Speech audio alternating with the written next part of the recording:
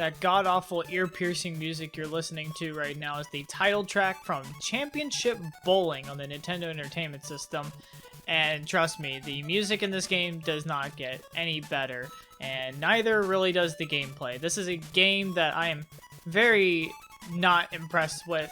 And you know, you think about like classic games like Super Mario Brothers and Legend of Zelda, like these timeless classics that you can pick up and play nowadays, and they'll feel just as great to play as they did back when they were new. And there's a lot of games like that, and this is just absolutely not one of them. I mean, I paid like $3 for this game, and I still feel like I overpaid for the damn thing.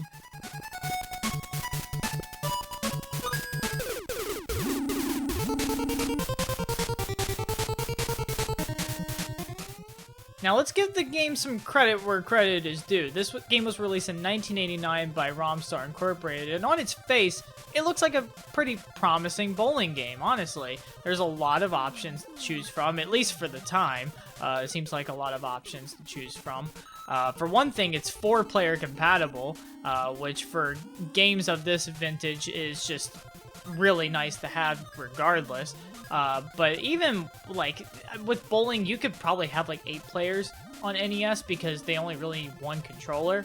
But this game uses 2 controllers for 4 players, which is an odd choice. And the way that they do it is weird too. The first and third players take controller 1, and the second and fourth players take controller 2, which again, I don't really understand why they did that, but that's how they did it.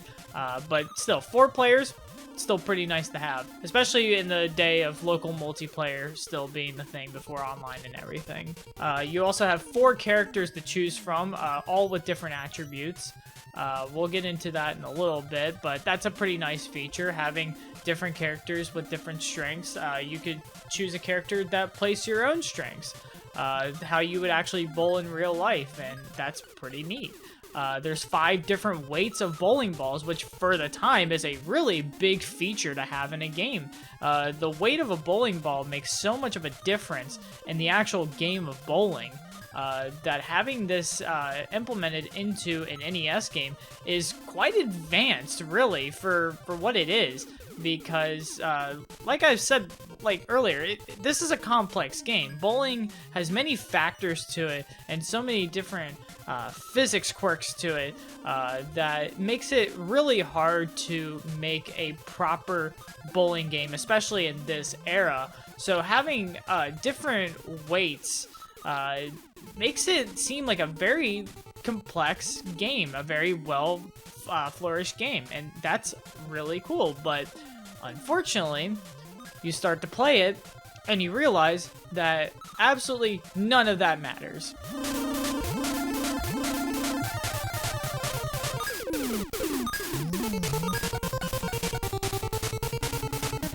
So the way that the game works is that you line up your shot by your little guy there at the bottom of the screen, and you line it up on the board that you want to throw at.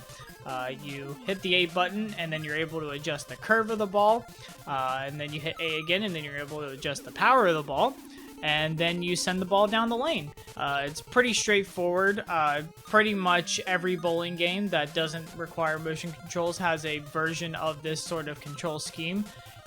And that's not really bad at all. The problem is that it doesn't work. It does not work the way that you would expect it to. The way that bowling usually works is that you're supposed to try to hook the ball towards the what is called the pocket, which is basically the space between the first pin and the second or third pin, depending on which hand you throw with. And you can try to do that in this game, but usually what will happen is you'll just end up splitting. And you will split a lot, like a lot. And this is one problem with the game. The players, with all the different attributes that they have, it doesn't matter, because they will all split the exact same. Any shot that you throw will pretty much have an 80% chance of splitting. You'll definitely not get strikes all the time, that's for damn sure. For some reason, getting strikes is just so counterintuitive. The way that I found to get even more than just 1 strike per game is you kind of have to curve it the opposite way. You're not supposed to curve the ball into the like pins. You're supposed to curve it away from it. It's so weird. Though the mechanics of the game seem intuitive, but once you actually start playing it, it's so confusing and is completely opposite of how you would expect a bowling ball to behave. And, you know, I try to give the game the benefit of the doubt. Like, this is 1989. Programming a bowling game is hard enough as is. It must be really hard to do that on the NES, but that doesn't detract from the fact that this is not very fun when you're not able to understand what you're actually doing.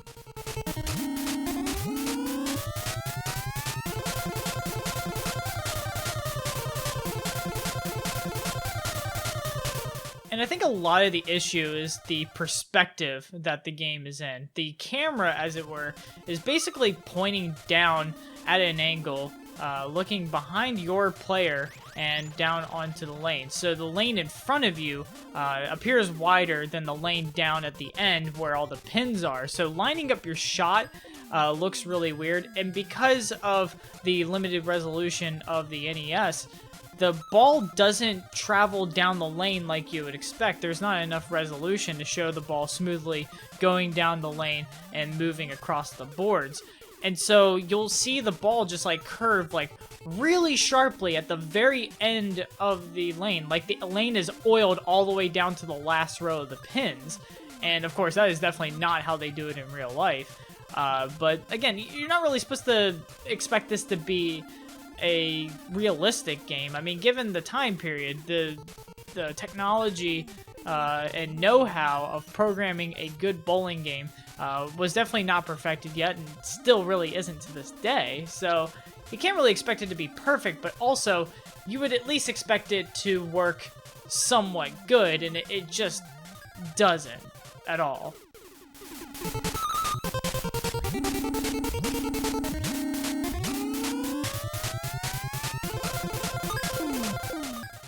And on top of all this, the different weights of bowling balls also don't mean anything. From what I can tell, a 7-pound ball will roll down the lane and hit the pins the exact same as a 15-pound ball, which I feel like is at least one aspect of the game that they could have actually gotten right, but they didn't. It just feels the exact same. Now, maybe that's just me.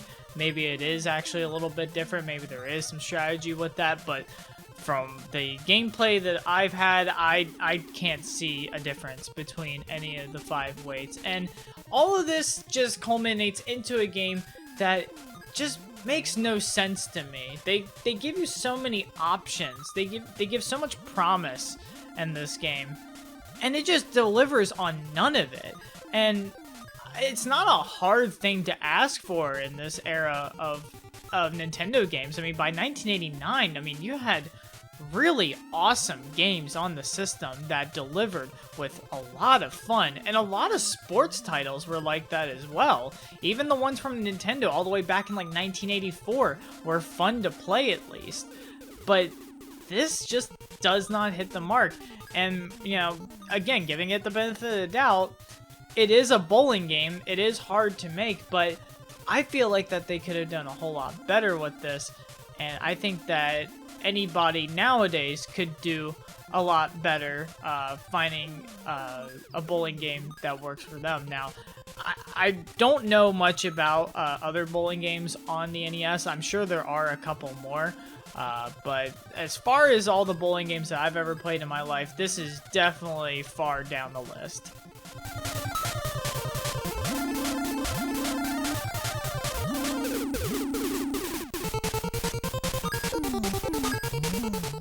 And probably the most nitpicky thing for me to make fun of with this game is that there's only one game mode. You only just bowl.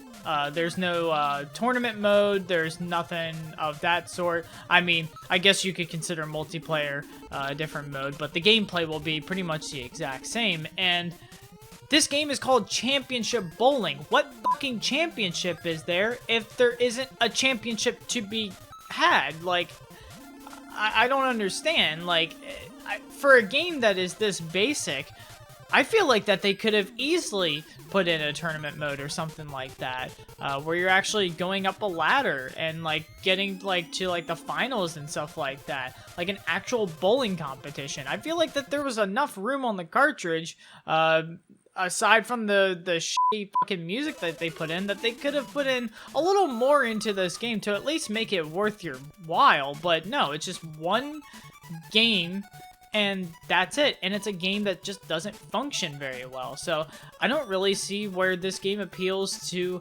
anybody who has bowling games that could be any better. And, you know, saying this all in hindsight, like, we have all these different bowling games like Wii Sports and other stuff like that where you have a much better bowling experience.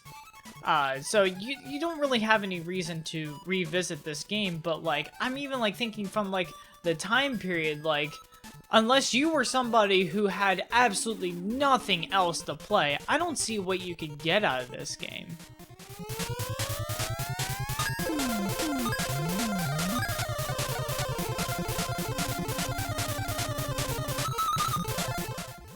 Now, maybe you grew up with this game, maybe this is like your favorite bowling game ever, and I'm sorry. I'm sorry that I'm not good enough to see the beauty in this game. There's a lot of games out there that I love that a lot of people hate. There's a lot of games that I can appreciate for the technology of its day and what it was able to accomplish with the limited hardware, but this is just not one of those games. I feel like for a late-stage NES game, that sort of leeway is not as apparent as it would have been like on the Atari. And speaking of the Atari 2600 had a way better bowling game with way less. So I feel like this game just doesn't really have much reason to be as bad as it is, but you know, it is what it is. The game came out in 1989. It's 2023 as of recording this. I don't think that you have any reason to go back to playing this. It's just not a great game, but that's what happens. I mean, you spend $4, $3 at a game store, you're not always going to get the best quality game, but that's okay. At least I didn't spend a fortune on it.